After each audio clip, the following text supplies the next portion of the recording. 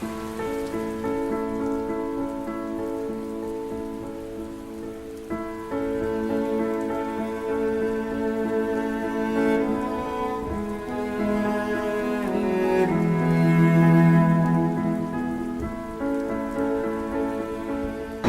hartan, ja badira urte batzuk, kuadrillan genbiltzan eta hori pentsatzen genuen zerbait berezia egitea eta betidanik izan nuen dantza gustokoa eta hori.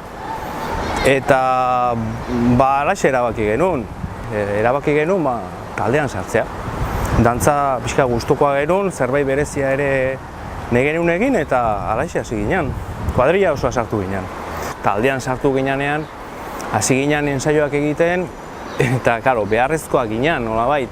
Eta orduan ni gogoratzen naiz, hasi ginela ensaiotan eta azkenean egiten genituen guk ensaioak astelenetan, asteartetan, asteazkenetan, ostegunetan, ostiraletan eta larumatetan. Eta halako batean igande goizetan ere hasi ginen egiten. Bai, asko ibiltzen ginen. Nik uste inguruko herriko festa askotan ibiltzen ginen, Bizkaiara asko mugitu ginen. Ospetsua ginen nunbait edo ez dakit, eta bai, eta asko ibili ginen, Gernikan, Foruan, toki askotan, Durangon, Basaurin, bai, asko ibiltzen ginen, bai. Gaina gure garaian ere halako militantzia puntu bat ere bat zegoen, behar bada guain hainbeste ez dagoena. Tradizionaldekoa da, baina era berean ere eraberritzailea, nolabait esateko. Nik uste ohiturak ere ezin direla beti halako kajoitz batean utzi, ez? Hori egokitzen joan behar dira, gizartea bera ere aldatzen dijoa eta neurri horretan ere, garrantzizkoa da, tradizio guzti horiek ere eraberritzen jutea. Hor dago sekretua seguruenik.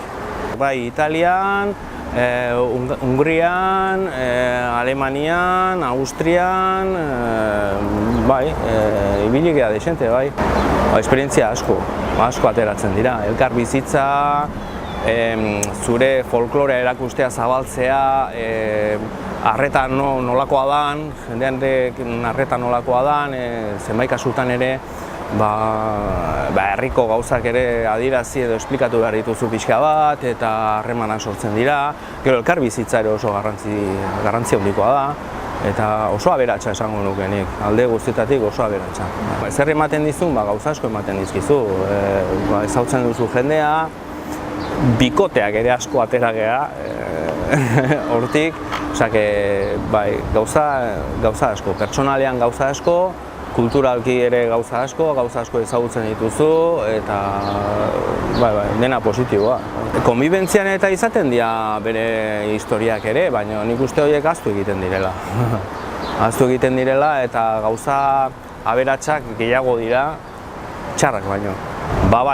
Esan deten bezala, pixka bat egoerak bultzatuta edo aldatu dela, garaia ere aldatu egin da. Orduan, hasiera batean komentatzen nuen, ekitaldi bat, emanaldi bat egiten zenuenean ere, militantzia puntu bat bazegoen baita ere, jendearen aldetik ere ikusleen artean ere bazegoen militantzia puntu hori, globalizazioarekin eta hori gauza guzti horiek, pixka bat, batzutan ematen duzu pixka martziarra o martziano bat edo, ez?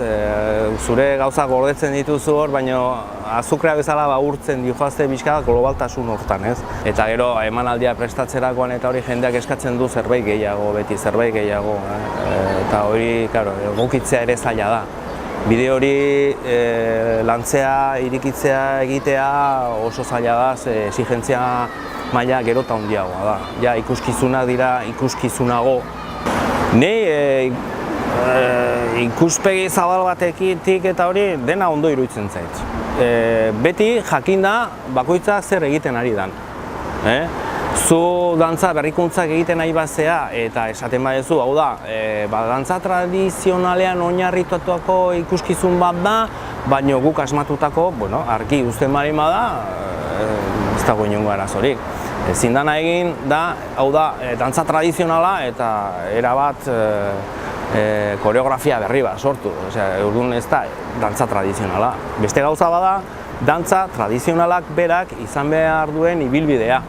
Ze dantza tradizionala bera, ezin du beti era batean mantendu, hori ere egokituz joan beharko da, garaien arabera. Baina bi gauza desberdinak dira. Dantza talde baten zereginetariko bat izan beharko luke pixka bat tradizioa ere mantentzea. Batez ere, dantza tradizionalak ematen diren tokietan. Bakoitzak bere tokikoa mantentzen saiatzen balin bada, norbait egon behar du beti pixka bat atzetik hori kontrolatzen eta zaintzen.